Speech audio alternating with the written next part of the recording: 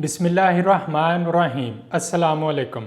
फैसलाबाद को सैनेट में एक और नशिस्त मिल गई है। देखा जाए तो पाकिस्तान के सबसे बड़े ईवान में फैसलाबाद को बड़ा हिस्सा मिल गया है। 2 सीटें हो गई हैं फैसलाबाद की। इससे पहले तलाल चौधरी सैनेट के मेंबर मुंतखब हुए थे और आज जो ज़मीनी इलेक्शन हुआ है उसमें राना सनाउल्लाह ने भारी अक्सरियत के साथ ये नशिस्त जीत ली है। कौमी असम्बली में तो फैसलाबाद का हिस्सा ना होने के बराबर है मुस्लिम लीग नून का। कौमी असम्बली की फैसलाबाद ज़िले की 10 सीटें हैं। 2024 के इंतखाबात में फैसलाबाद ज़िला से नून लीग को सिर्फ 1 सीट मिल सकी थी। समुंदरी से मुस्लिम लीग नून के शहबाज बाबर कामयाब हुए थे। बाकी 9 सीटें पीटीआई के हमायत याफ्ता उम्मीदवार जो कि आज़ाद हसीयत से इलेक्शन लड़ा था वो जीते थे। तो अब कौमी असम्बली में फैसलाबाद ज़िले की 1 नशिस्त है मुस्लिम लीग नून की, जबकि सैनेट में 2 नशिस्तें हो गई हैं। राना सनाउल्लाह की बात करें तो उनका सियासी कद काठ सबके सामने है। 80 की दहाई में उन्होंने सियासत का आगाज किया बल्दियाती सियासत से। बल्दिया का इलेक्शन लड़ा, जिसके बाद पंजाब असम्बली में 2 दफ़ा मेंबर मुंतखब हुए।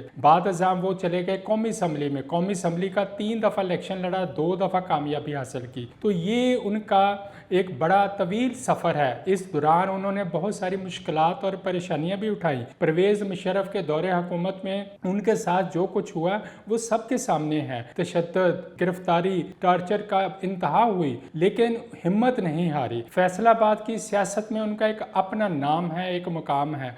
वो नाम हासिल कर लिया है, वो मकाम पा लिया है जो किसी दौर में चौधरी शेर अली के पास होता था। आपको याद होगा चौधरी शेर अली फैसलाबाद की सियासत की पहचान थे और तमाम फैसले टिकटों की तकसीम के हवाले से तमाम फैसले वो खुद अपनी मर्जी से किया करते थे। लेकिन अब वो उम्र के हिस्से में हैं और सेहत के उनके मामलात ऐसे हैं कि वो अमली तौर पर सियासत से बाहर हो चुके हुए हैं।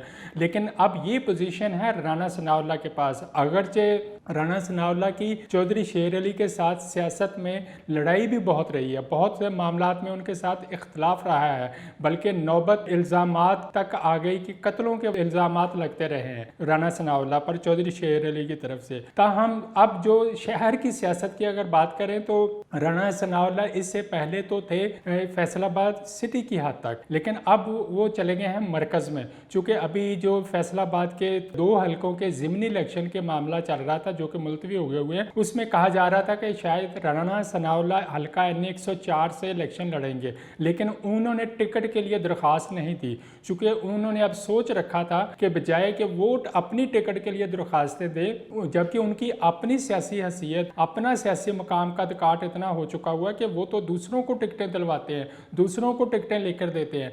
इसलिए अब उन्होंने शहर की सियासत से निकलकर मरकज़ में बैठने का फैसला किया है। इसके साथ उनको ये फ़ायदा भी रहेगा, मरकज़ के मामलात में भी वो अपना पूरा असर और रसूख इस्तेमाल करेंगे, जबकि शहर में जो उनकी चौधराहट है, सियासी मामला जितना उनका सियासी कदकाठ है वो भी बरकरार रहेगा, बल्कि देखा जाए तो उसमें इजाफा होगा। तमाम हलकों के टिकटों की तकसीम के हवाले से बाकी मामला, शहर के अगर डेवलपमेंट्स के मामला की बात करें तो इन तमाम चीज़ों में राना सनाउल्लाह का पूरा एक असर और रसूख होता है। तो ये थी तमाम सूरत हाल। फैसलाबाद को देखा जाए तो सियासी तौर पर एक नया मुकाम मिला है, नई हैसियत मिली है कि सैनेट में फैसलाबाद ज़िले की 2 नशिस्तें हो गई हुई हैं। अब हम बात करेंगे अगले व्लॉग में किसी दूसरे मामले पर।